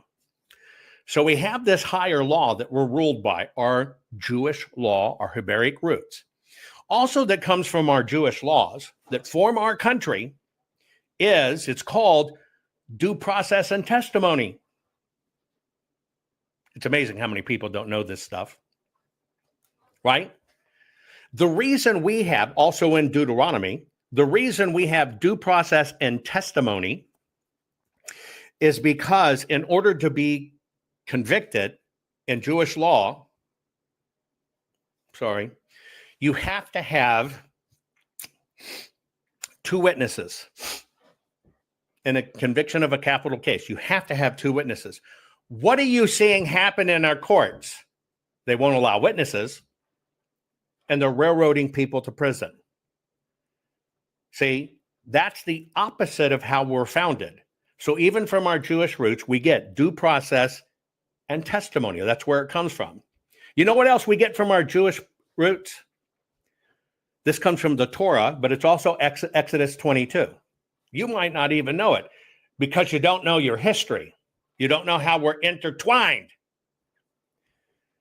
From that same thing, you get restitution over retribution.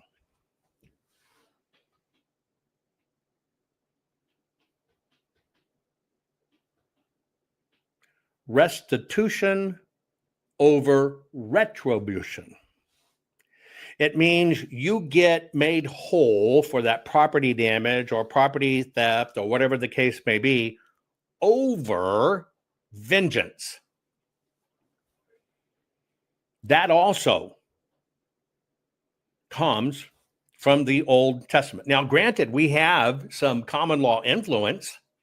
It's basically called the indirect transition, where in the laws, they started mucking with them.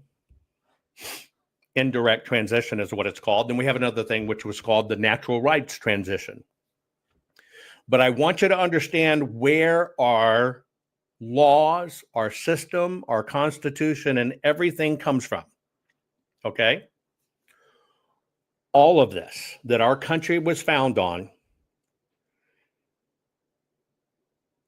come from Judaism, Mosaic law. That's it. Even if you were to look at all of our ancient colonial statutes, that is what made our nation great.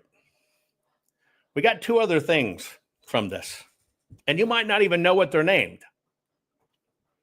And yes, God says vengeance will be his.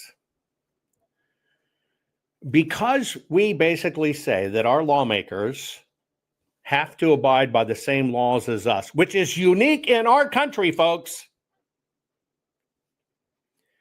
Basically, what happens is our covenant, our Constitution is also a covenant. When you look at the Hebraic covenants with God, our Constitution is also a covenant not only with God, but between God and his people. Our founders knew this. And by the way, the majority of them were not Christians.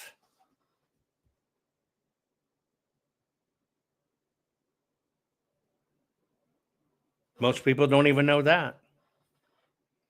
Our founding fathers were learned, deep thinkers that came from persecution,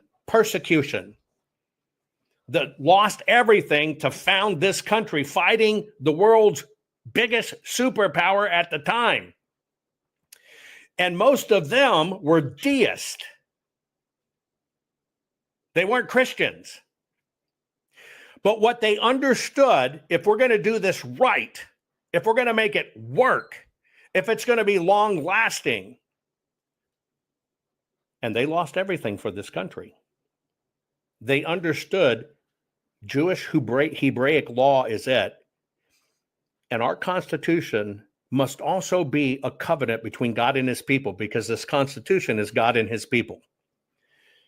Therefore, they created what's called the higher law doctrine. That's why we have it. Nobody's above the law, and we answer to a higher power. We're the only ones that have it. It also gave us our systems of checks and balances, which we have. What's the systems of checks and balances? You learned this in both Samuel 1. You learn it about the kings, and it was warning against concentrated power.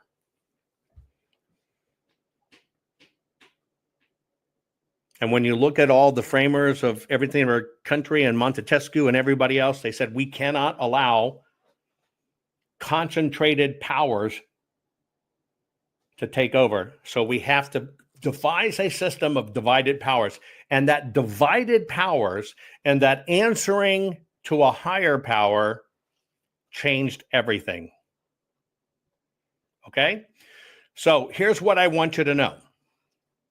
All we've done right now is I've covered 1/2 of the book you know as the Bible and related it to you. How did that help form our country? Okay? Because it gave us everything. It gave us the covenant. It gave us the nationhood. Who were the people that say, right? That say we are entitled to our nation. We are entitled to have freedom. We are entitled not to be enslaved. And God promised us we would be free. God made a covenant with us that we would be free and we'd have liberties and we can rule ourselves. Jay Zach, thank you so very much for that generous tip. Who were the people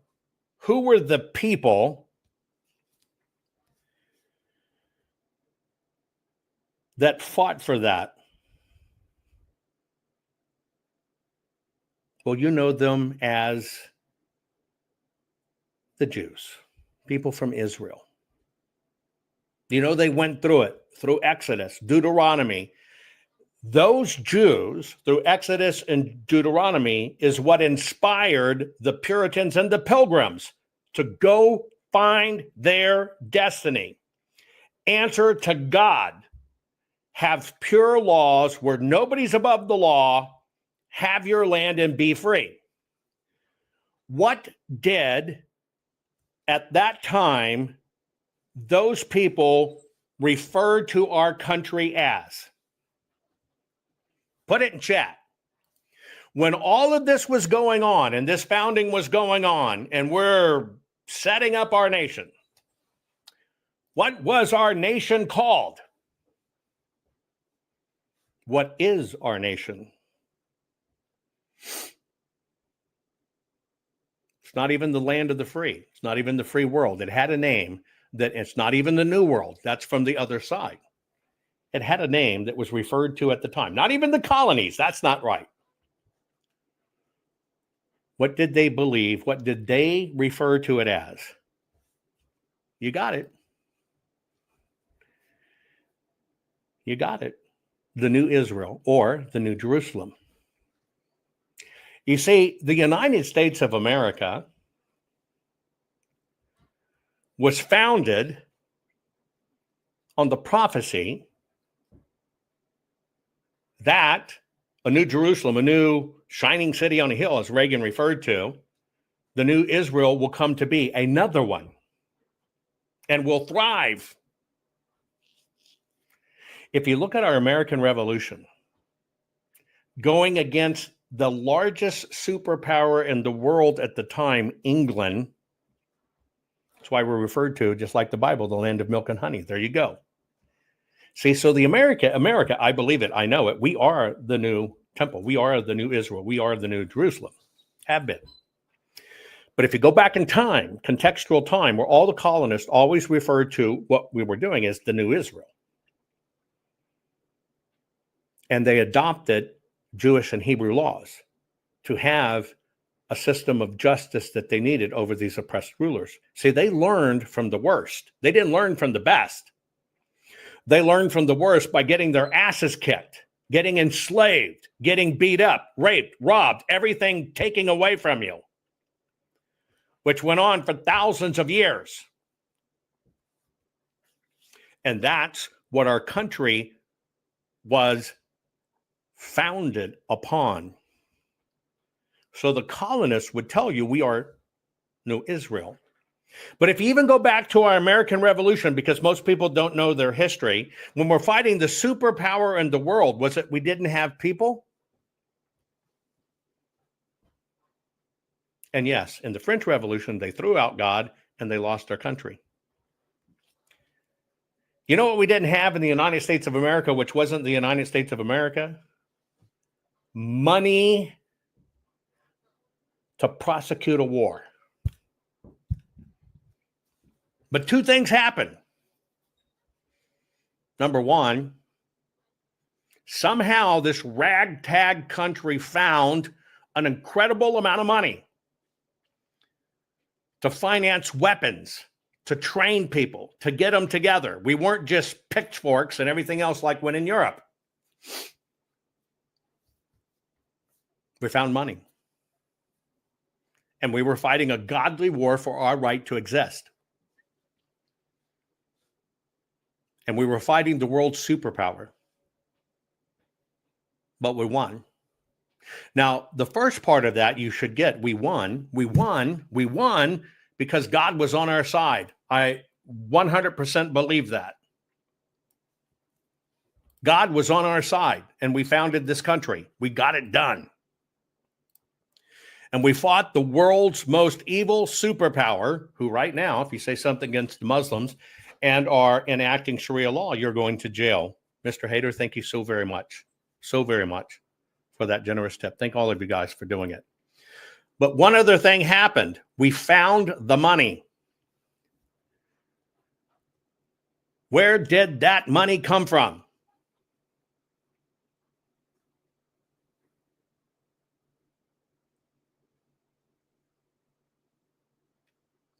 The money to arm our men and women, to get gun barrels made, to get weapons made, to get people out there fighting for this country. Where did the money come from?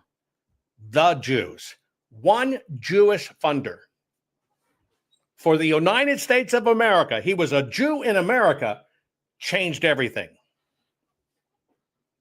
He died very poor. He gave everything to win that war. It's God first. And here we are. And we succeeded. Now, if you look at that, you got to understand, in all of that covenant model, it basically gave us these things for social contracts, the constitutional system, etc. It basically made our law above kings. Others didn't have that. That comes from the Torah, that the kings must answer to God. We are the only country founded that no one is above the law. All of this gave us our checks and balances, our equality, our moral codes, our liberty and responsibility. Gave every bit of it. Jewish doctrine. Now, let me ask you a question. And I'm closing with these two. If the world, evil powers, have to cleave us from God, if the world's evil powers have to make us turn away from God,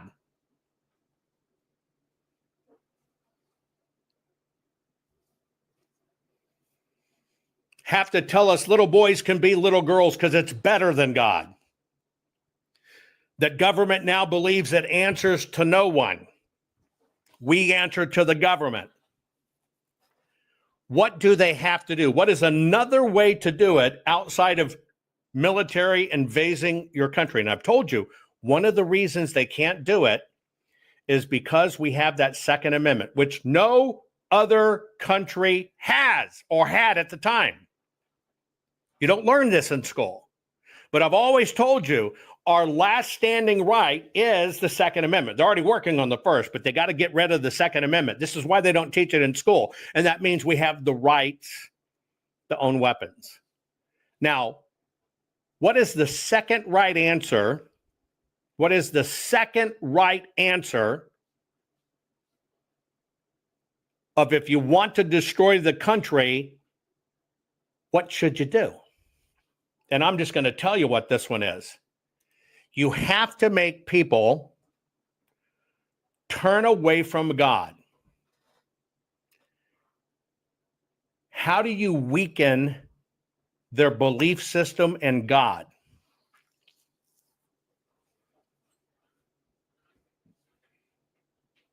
Two things. You eliminate the people that talk about God, and you eliminate the godly foundation that your country was founded on. Because if you think white supremacy is a bad call, what the fuck do you think is it's the Jews? It takes that Bible and it cleaves it directly in half. You get convinced that the Jews are behind this. You get convinced the Jews are evil. You get convinced the Jews are puppeting everything. You're going to fucking cut them off. And what did you do? You just cleaved 50% of the Bible. Because you can be a Christian, but if you're a Christian and you fucking think that the Jews are bad, you just dumped all the laws, all the ethics, all the morals, all the rules, and the very thing that created our country. You understand how it works now? Do you understand how this works? And if you can cleave them from God, right? If you can cleave them from God,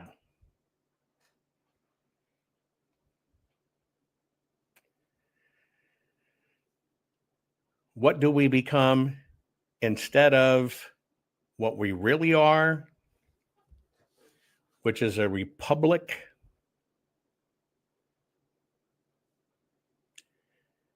Do you understand? You're not even taught this in school. Do you know what all of these things I just taught you are in teaching doctrine? They're called the Republican principles. You think it's a political party. No. It's a set that made us what we are, a constitutional republic.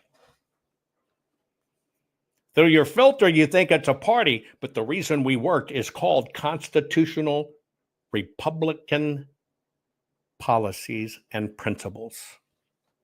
Now, if they can turn you, if they can twist your brain because you're weak and they're coming at you with everything and trying to tell you the Jews did it, if they can cleave you from the Jews, they're one step closer to cleaving you from God. Because what happens is when you embrace, it's the Jews, you begin to cleave because you don't want any fucking part of that. I cleave from the Republican Party because it's bullshit. They're a uniparty. There are no Republicans. And most people don't even know what a Republican means. But see, if they can cleave you from that, they get to cleave you from what? They get to cleave you from the Constitution.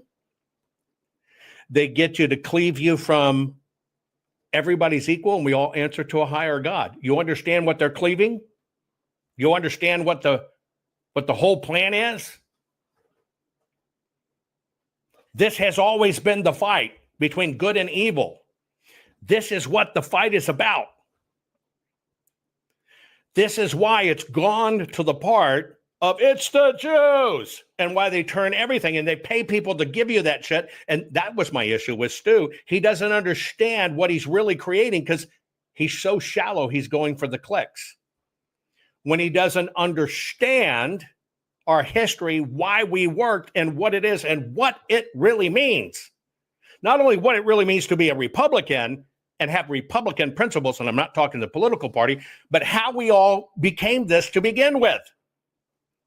And so at its base, if you start turning on Jews, you basically are going to cleave the part of the Bible, that whole half of the Bible, which is our combined Jewish history, that gave us the most perfect document we have based on the most perfect laws made, the 10 Commandments.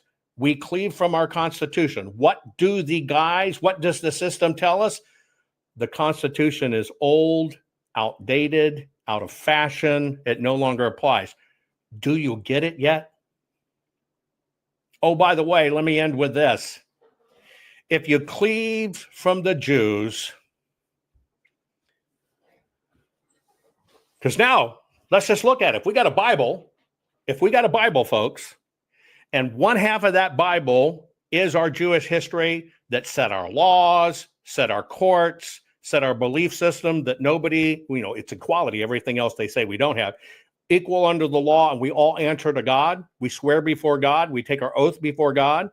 If we cleave that away, what's left? Well, what's left is the New Testament, which is Christianity. But are they going to stop there?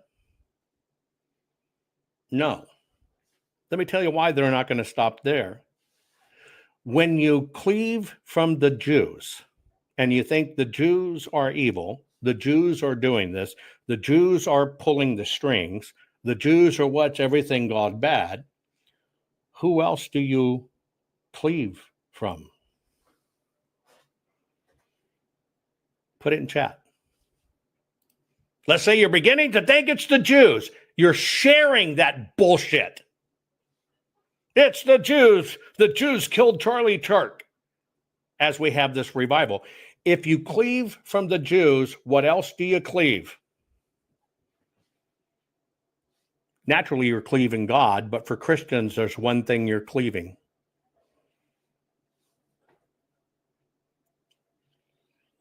Naturally, it's God, but that's not what I'm talking about. You're cleaving from Jesus. Now, think about that, Christians. I've never hidden the fact I'm a Jew. I've never hidden the fact that I'm a Messianic Jew. But when you cleave from Israel and you accept this shit and you keep on repeating it, and you've now divested yourself from law and order, our perfect Constitution and everything else, what you don't understand, besides the commandments, besides the rule of law, besides a higher power, God, they cleave you from Jesus. And who was Jesus? A Jew from the family of David. What did Jesus practice? Judaism in the synagogue. What was his teaching context? See these systems? See this taxation shit? See the hoops they're making you jump through? It's all false. It's all fake. You have a direct connection to God. What were the apostles? Jews. Where did they pray? The temple, the synagogue.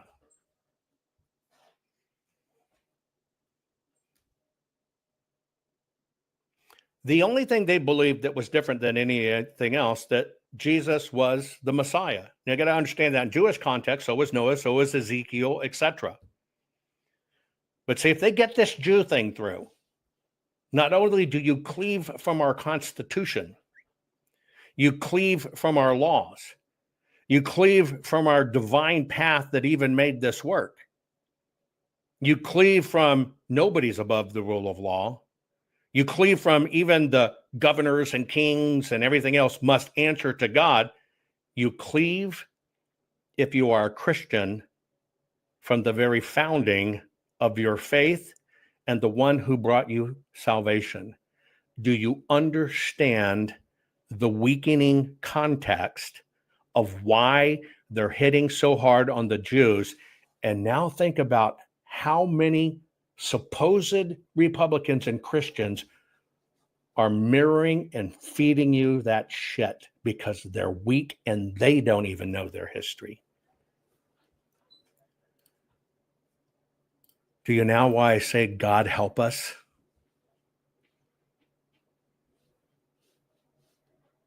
Do you now understand why I say God help us? Do you now understand what we have become? Do you now understand why my soul hurts? Do you now understand the first part of this program? People wanted to fucking chase squirrels all over the place on this Charlie Kirk stuff and couldn't get to the understanding of what it really is and how evil that is. And how evil this amplification that people are getting paid for. It's the Jews. Oh, Charlie spoke out in the Jews, so Israel killed them. Do you understand where we are on this line? People in my own chat that have been here forever were so fucking weak when I said, knock it off. Let's stay on topic. Let me get to it. You understand what I'm saying? Well, I'm out of here. That is what we've been trained to do. God help us. God help us. We are in trouble. God help us. God help us. We have lost our way.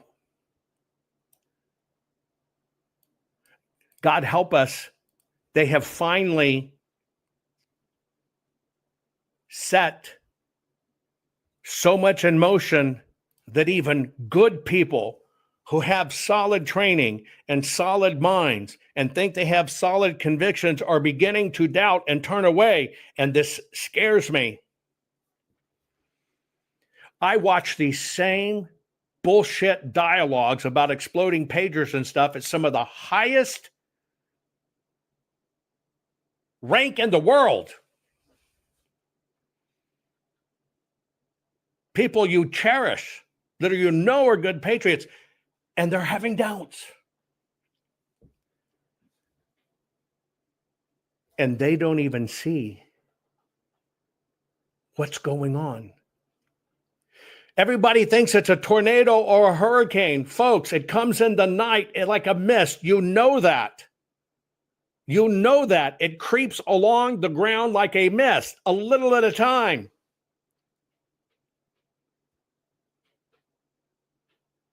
Yet here we are. And we share this shit, and we amplify it, and we discuss it. But what if? Maybe it wasn't this, and it was really a circle under there, and that was a gun barrel. You have been hijacked by demons. And it's the demon of bad thinking. It's the demon of doubt. It's the demon of not being educated, knowing how all this works. See, nobody takes the time to explain how divine we really are and why the rest of the fucking world hates us and why Satan needs us to go down. But I get called all kinds of things. You're a grift. You're this, you're that. I see the evil clearly, folks. I knew what was going on in Arizona. And the same people that told you it was a freaking grift are now basically telling you, it's the Jews, it's the Jews, it's the Jews, it's the Jews. Oh, he's a Jew, it's the Jews. because everything in this system is designed to keep you away from the truth. It is a battle every damn day. I give you my all because all is on the line. And Satan wants to destroy America and Israel. They are bound at the hip because in doing it, you destroy Judeo-Christian. This is why they attack me. And they take good people, repeating rumors, sharing crap, buying into this, the Jews. It is no different than the audit we did because they work under cover of night, folks. They expect you not to look. They willingly give us the finger, and while we're not watching, they change everything because they're here to control us.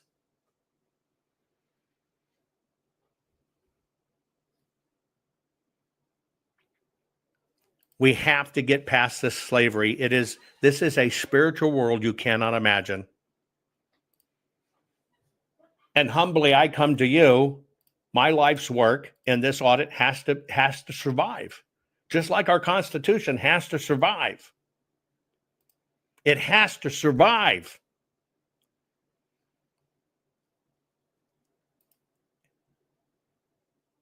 It's all about survival.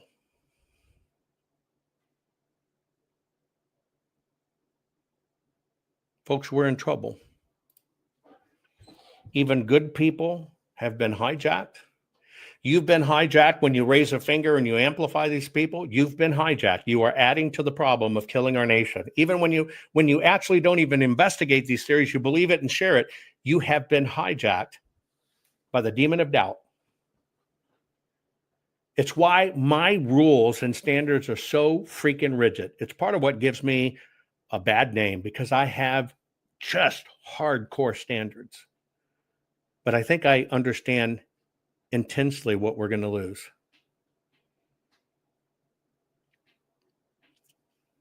The world needs us to get this straight. God's testing us. We have free will. God's testing us in this free will. And by keeping you frenzied, keep you in chaos, you stay in survival mode, and you can't think straight, and you begin to chase all this shit. And it's why I don't amplify it. It's why I don't have these people on. It's why I don't entertain it. And why I spend so long trying to unpack it. You now know what it's about. God, help us. Please. Please, God, help us.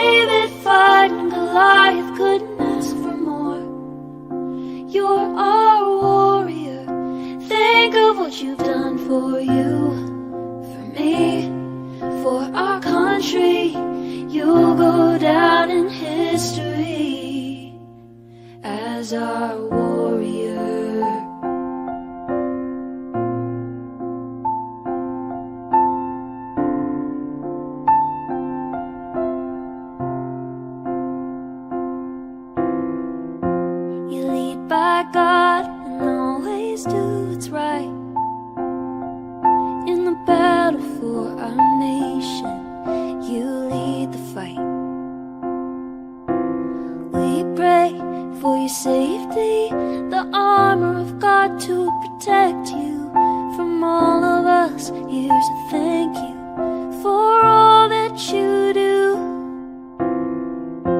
You are courage, you're our voice. Jovan, we thank you for what you're fighting for.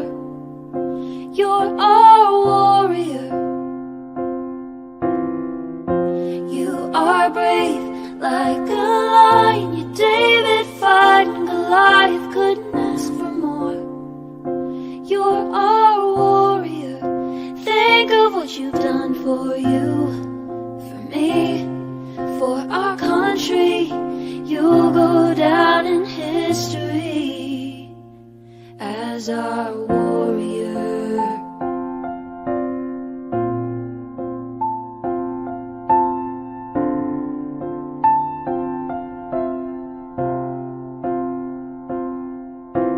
Jovan, you're a hero we stand behind. We're inspired by the fire inside your eyes. American proud, we know you'll fight till your dying day, and we'll always stand behind you through everything. You are courage, you're our voice. Jovan, we thank you for what you're fighting for. You're our warrior. You are brave like a lion. You're David fighting Goliath, couldn't ask for more. You're our warrior. Think of what you've done for you, for me, for our country. You'll go down in history as our warrior.